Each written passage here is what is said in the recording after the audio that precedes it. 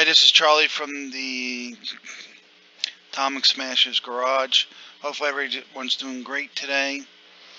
And this video was shot not too long ago with Harger teaching his closed guard at a seminar. And I wanted to cover it because there were some interesting things that he said in the video.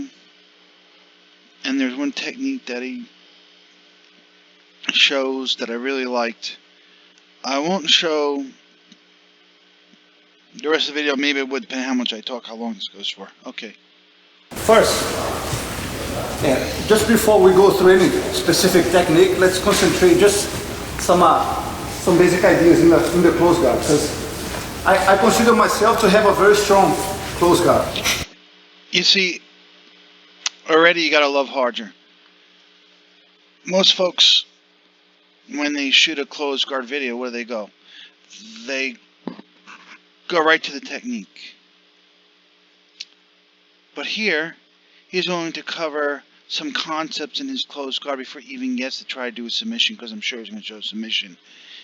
What he's going to cover is how his legs cannot get opened up.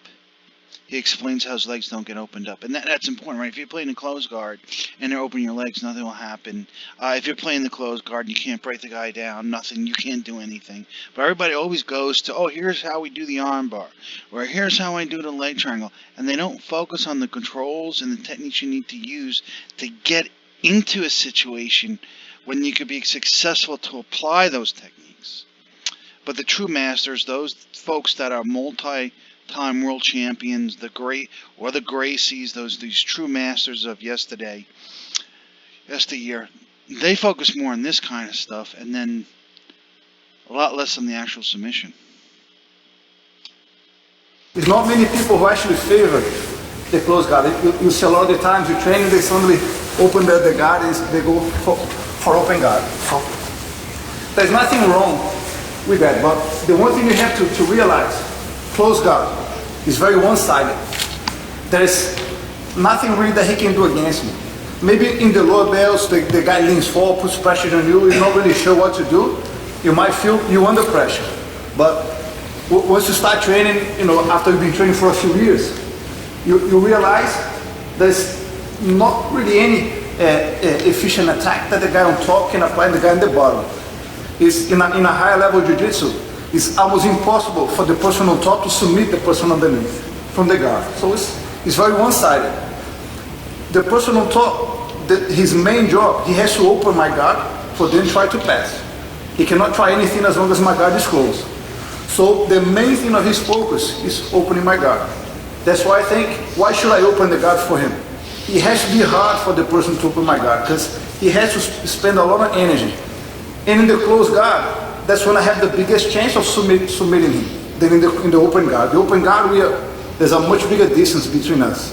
And his body is a lot looser. He has a lot more mobility in the closed guard. Of course, I can still attack, but it's two-sided. It's even. In the closed guard, it's not even. I'm trying to submit him and to sweep, and he's only defending himself and trying to open the guard.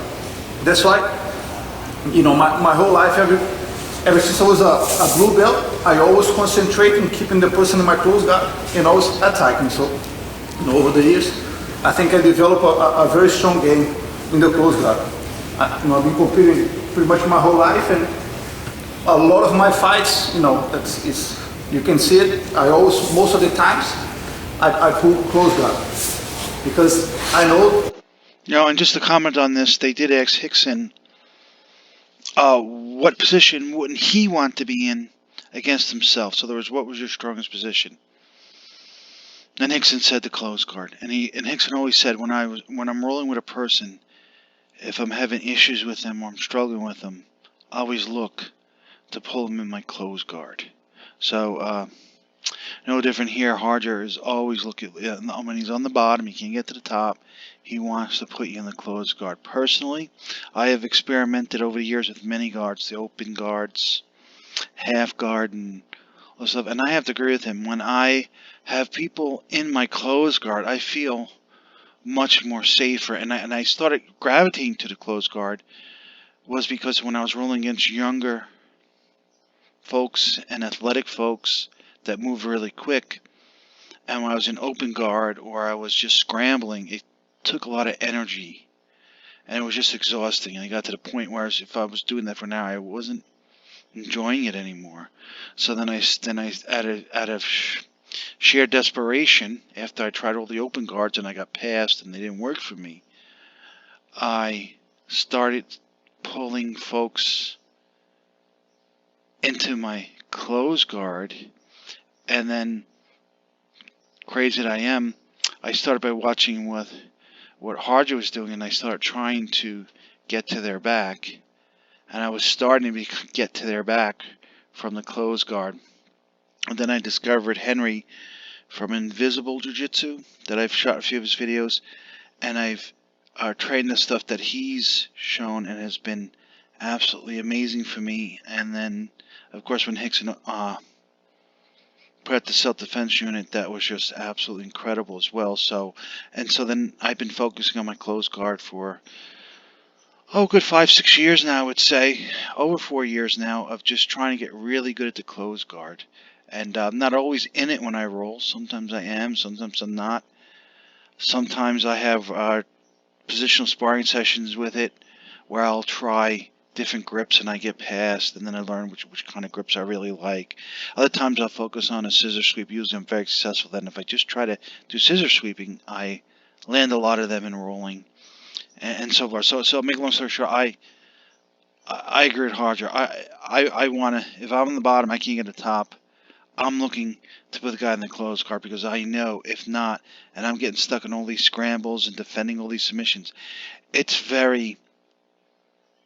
takes a lot of energy out of me. It's very physical, and it's just, I just don't want my jiu-jitsu to be that way. I want it to be effective and efficient, and I'm effective and efficient when I'm on the bottom, when I'm using my closed guard. It's much easier for me to control the fight. So let's talk about now they actually fight in the open guard. The person on top, he needs to defend himself.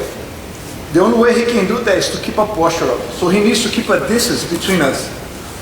If I wanted to attack him, I cannot do it as long as he's far away from me. If I want to go for the neck, everything is too far. If I want to attack the arm, for me to attack his arm lock, I have to bring my whole body very high up his shoulder for them, step the leg in and attack. So the bigger the space between us, the more he'll be able to defend himself. So before I attack, I want the person closer to me. When he's closer, now I can attack everything. I can go straight for the neck, I can climb for the arm lock, and triangles, and most of my attacks, they'll come when the person is close. So he'll be trying his best to stay away from me.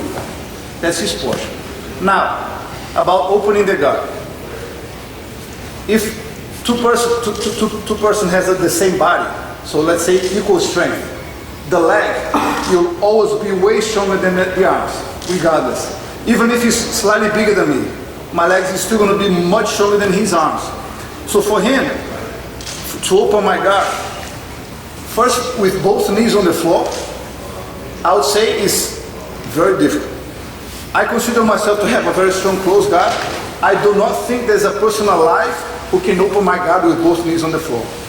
Now, I want everyone heard that, make sure they heard that correctly, because that's a very profound statement. There is nobody that can open his closed guard when they're on their knees.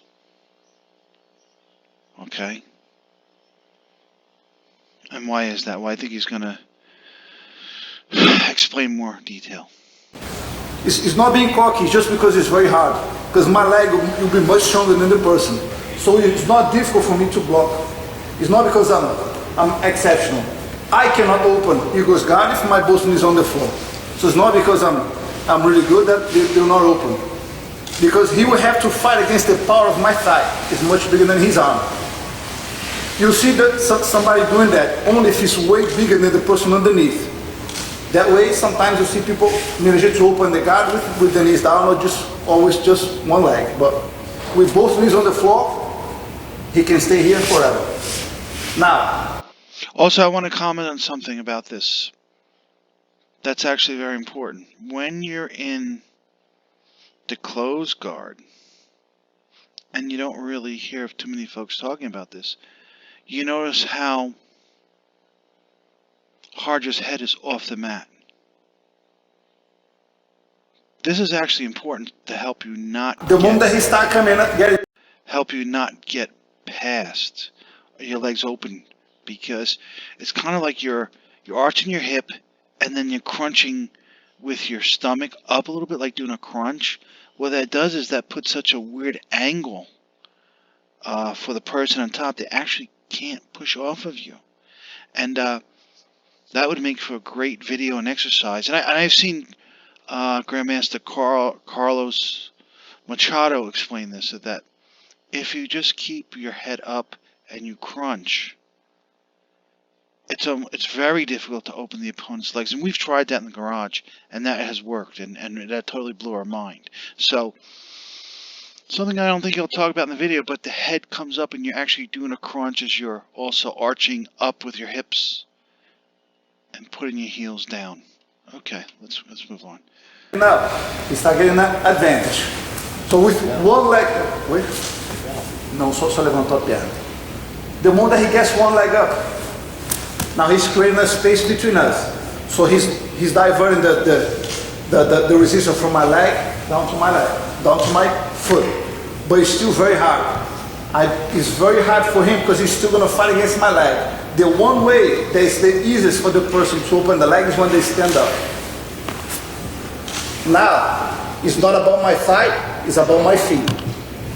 Anyone, when they start pushing me down, the guy will open. I cannot resist because first, my body weight is pushing myself down, and I can only resist with my feet crossed. I stop using my thigh.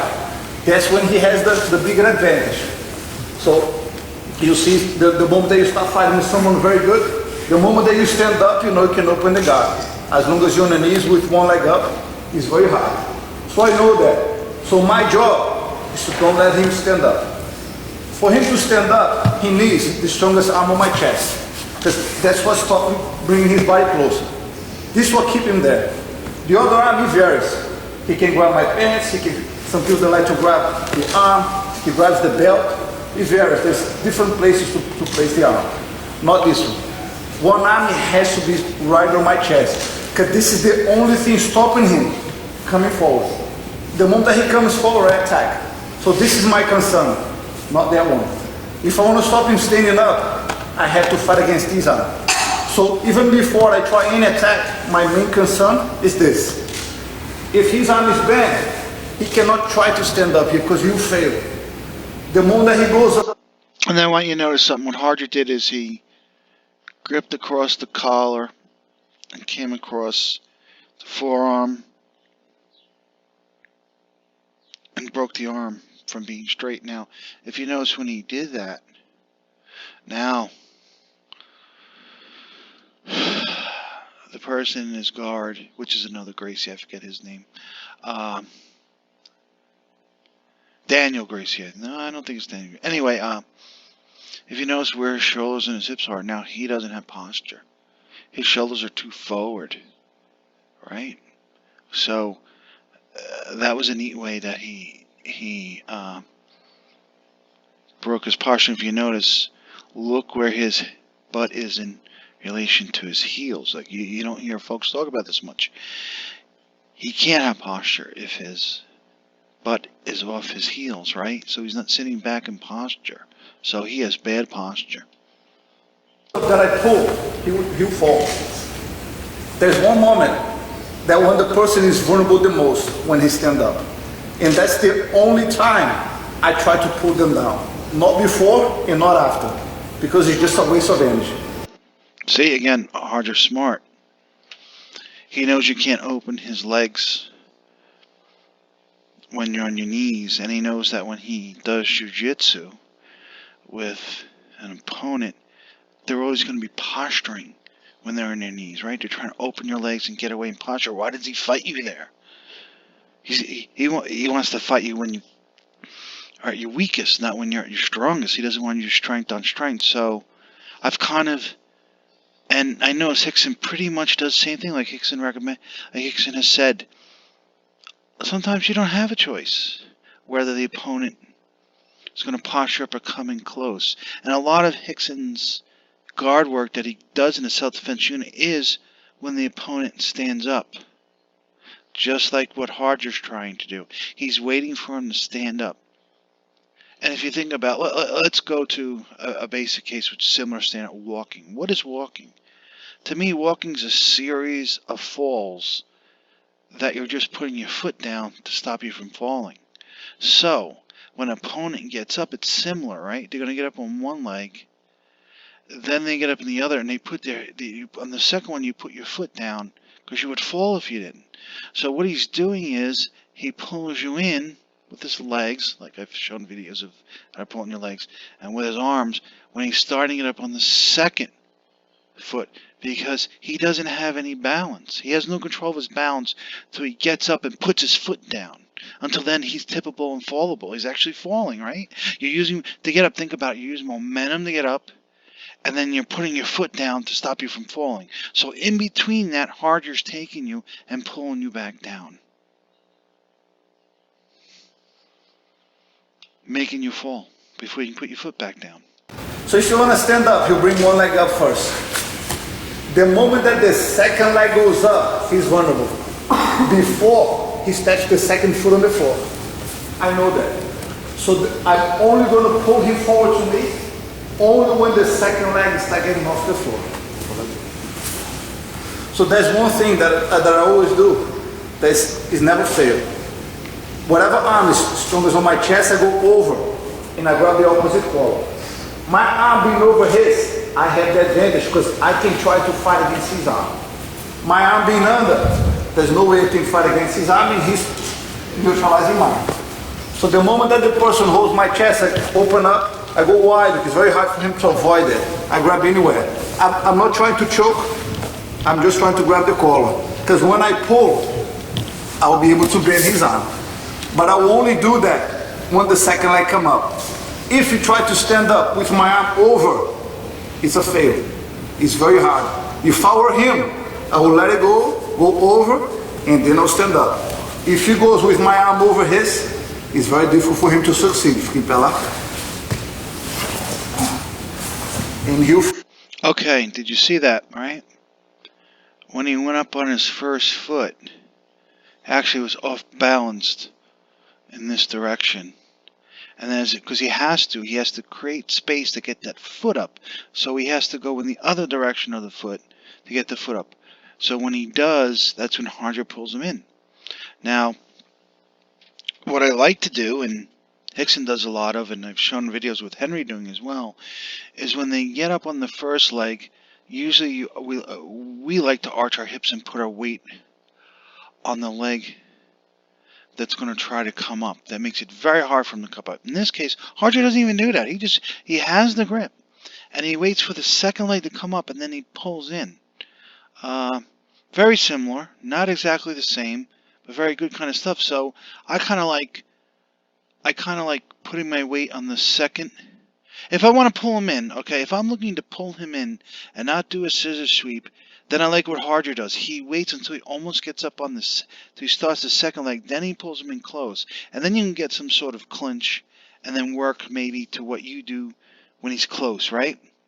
But if I'm interested in the scissor sweep, and I've shown this with Henry and Orion, once he gets up on the first leg, then I would transition, arch my hips, and put all my weight on the knee that's down, so he can't get it up.